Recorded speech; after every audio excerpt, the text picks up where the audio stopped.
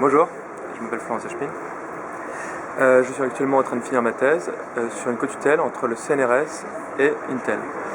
Donc cette thèse est co-financée par les deux organismes afin de pouvoir allier les moyens du CNRS et les finances de Intel pour amener à une solution d'un problème concret que pose l'industrie. Actuellement, les connexions se font par des pistes en cuivre, donc exactement comme des câbles électriques, qui vont pouvoir individuellement adresser chacun de ces transistors. On en a combien aujourd'hui à peu près des transistors pour avoir un ordre de grandeur sur un processeur? Dans la dernière génération, on atteignait le milliard. D'accord. Et donc à l'avenir, le but c'est d'aller vers quoi? Toujours plus. Le but, la frontière ultime étant évidemment de s'arrêter à l'échelle atomique. Toutefois, dans les échelles actuelles, en atteignant les échelles du nanomètre, c'est-à-dire quelques centaines d'atomes de large, on rencontre des problèmes qui sont très différents de ce qu'on peut voir à l'échelle de notre habitude. Par exemple, le cuivre n'est pas plus suffisamment conducteur et sa résistance va augmenter, mais surtout sa résistance, sa possibilité de conduire des grandes densités de courant va être très faible. Et donc le courant électrique va entraîner les atomes de cuivre comme une rivière entraînerait des galets. Cette dégradation qu'on appelle électromigration va détruire localement les connexions en cuivre et on n'a aucune solution technologique actuelle pour éviter cette fait. C'est là qu'intervient mon travail. Il y a une vingtaine d'années, les scientifiques ont découvert les nanotubes de carbone. Ces objets sont constitués d'une forme cristalline du carbone complètement inconnue. Donc, les formes connues précédemment étaient le graphite et le diamant. Et on a découvert cette forme qui se présente sous la forme d'un très long tube qui a une résistance mécanique inimaginable et également qui a la possibilité de conduire le courant dans des proportions bien supérieures à tout ce qui a été connu actuellement. Ces nanotubes de carbone sont par exemple capables de transporter 1000 fois plus de courant que ce qui est capable dans le cuivre.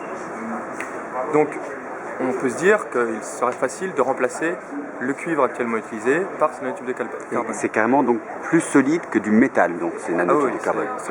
Mécaniquement, c'est beaucoup plus solide que du métal, et électriquement, ça peut transporter 1000 fois plus de courant, donc des densités de courant 1000 fois plus importantes que dans du métal, sans aucune dégradation.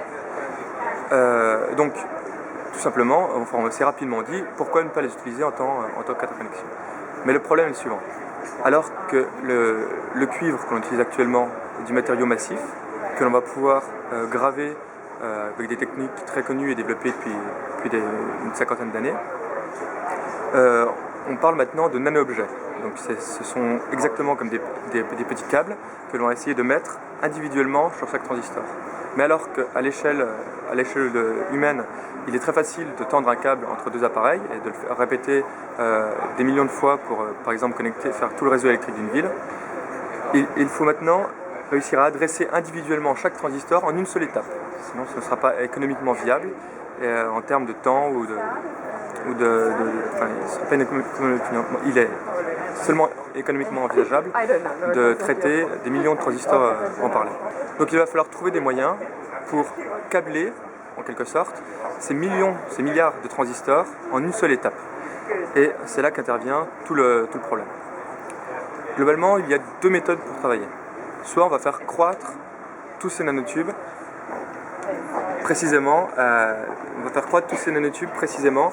à l'endroit où on les veut, exactement comme on ferait croître un champ de blé, mais à certains endroits. Cette technologie a toutefois des limites, entre autres la température à laquelle on veut travailler. Pour synthétiser des nanotubes de carbone de bonne qualité, quand je parle de qualité, ça va être en termes de conduction électrique, en termes de structure. Donc pour les croître de bonne qualité, il faut utiliser des températures de l'ordre de 500 degrés ou plus. Or, au-dessus de 400 degrés, les transistors qui constituent les microprocesseurs sont simplement détruits. Ils brûlent, chaque matériau diffuse dans l'autre et ils ne sont plus utilisables. Donc on se retrouve avec une frontière physique qu'on a beaucoup de mal à dépasser et qu'il n'est pas sûr qu'on puisse à l'avenir trouver des procédés chimiques qui puissent permettre cette intégration. L'autre possibilité est de synthétiser d'abord ces objets de manière chimique par des procédés connus, où l'on peut utiliser des températures élevées, ensuite de purifier ces objets pour se retrouver avec des nanotubes de carbone de la meilleure qualité envisageable. Ensuite, il faut trouver une méthode pour câbler tous les transistors en une étape. Et actuellement, c'est là où se situe mon travail. Donc, nous mettons en œuvre des techniques qui permettent non seulement d'orienter, qui permettent non seulement de déposer précisément les nanotubes aux endroits voulus, mais également de les orienter et de densifier pour faire des câbles qui puissent supporter les densités de courant voulues, tout en gardant des résistances suffisamment faibles pour être utilisées dans un microprocesseur. Et alors juste pour comprendre, comment est-ce que tu orientes des nanotubes comme ça de carbone? C'est à l'électricité, c'est chimique? Il y a plusieurs techniques. Le problème va être finalement très similaire à ce qu'on va pouvoir voir au niveau macroscopique, donc il faut pouvoir imaginer. On peut imaginer l'analogie avec des cheveux ou ce qu'on aime bien faire, des nouilles un peu trop cuites, c'est très collant. Et comment est-ce qu'on peut arriver à peigner des cheveux, ainsi de suite. Donc les forces utilisées sont généralement des forces capillaires, c'est-à-dire les forces exercées par la surface d'un liquide, donc exactement comme vos cheveux seraient peignés quand vous sortez de l'eau.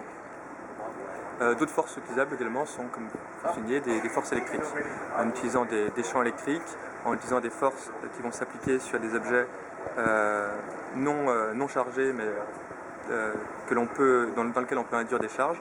On va pouvoir orienter précisément ces nanotubes de carbone aux endroits choisis. D'accord, donc pour faire une analogie que moi je pourrais comprendre, on a dans les téléviseurs des cristaux liquides qu'on va orienter. Là, c'est comme si à la place des cristaux liquides qu'on orienterait, ce serait l'ensemble autour qui donnerait la direction à l'objet. Voilà, ça peut, okay. Oui, on peut dire ça. Ok. Et donc ça a un avenir à quelle échéance? C'est pour une intégration qui est rapide, moyenne, à longue date? C'est une très bonne question.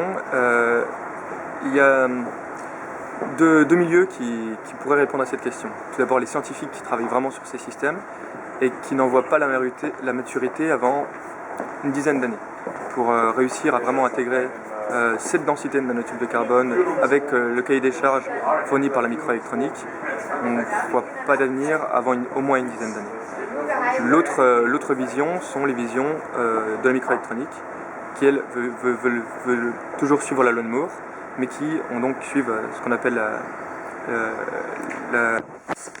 la feuille de route de l'ITRS, qui donne les échéances à plus ou moins court terme technologiques auxquelles les scientifiques vont devoir répondre pour pouvoir continuer à suivre cette famille.